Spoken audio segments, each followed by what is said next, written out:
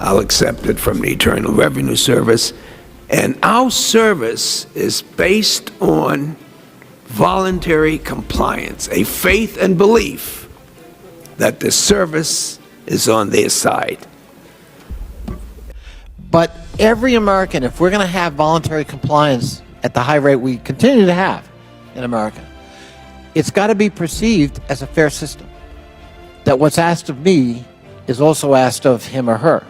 And our voluntary tax system depends on our taxpayers trusting that it works fairly. The most important measure to me is the voluntary compliance rate.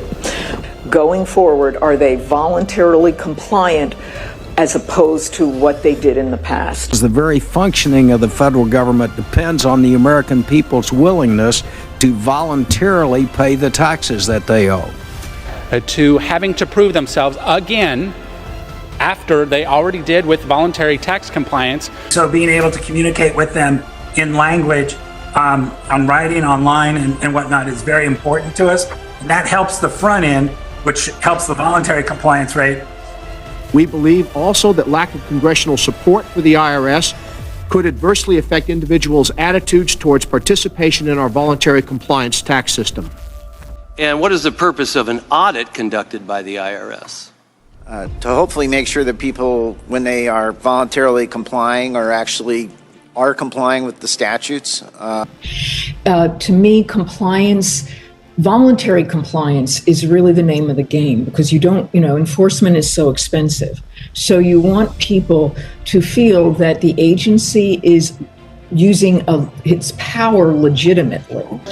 We rely on voluntary compliance for our tax system, but we have systematically undercut the ability of the IRS to deal with voluntary compliance. I'm a believer we need a successful IRS, both from the enforcement side and the voluntary compliance side. And the voluntary compliance side ties into trust and respect for us, and we need to earn that. Because of that, our voluntary tax system has been a model for the world. It really is, at least until recently. Our hearing demonstrated how our system of voluntary compliance has come under assault. The integrity of the nation's voluntary tax compliance system depends on a modernized IRS and a modernized infrastructure. And that really would encourage taxpayers to voluntarily comply with the tax law, essentially own up to those sources of income. Because our tax system relies mostly on voluntary compliance. In conclusion, our tax system relies on voluntary compliance. Historically, the rate of voluntary compliance has been fairly stable. Great things about it is a largely voluntary system, one of the most voluntary in the world.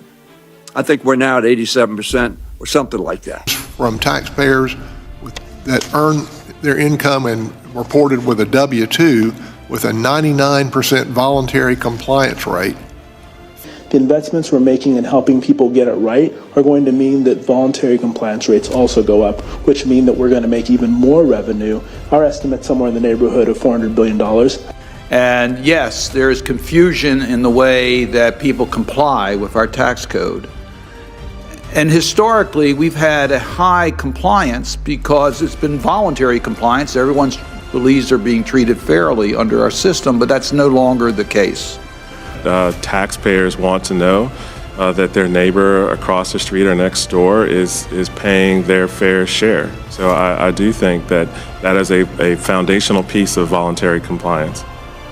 We do believe that having those minimum standards will help the tax system, the voluntary compliance system. Of course there's a tax gap. Duh. I mean, we have a voluntary system. And when we first imposed an income tax in America, and the constitutionality of it was litigated,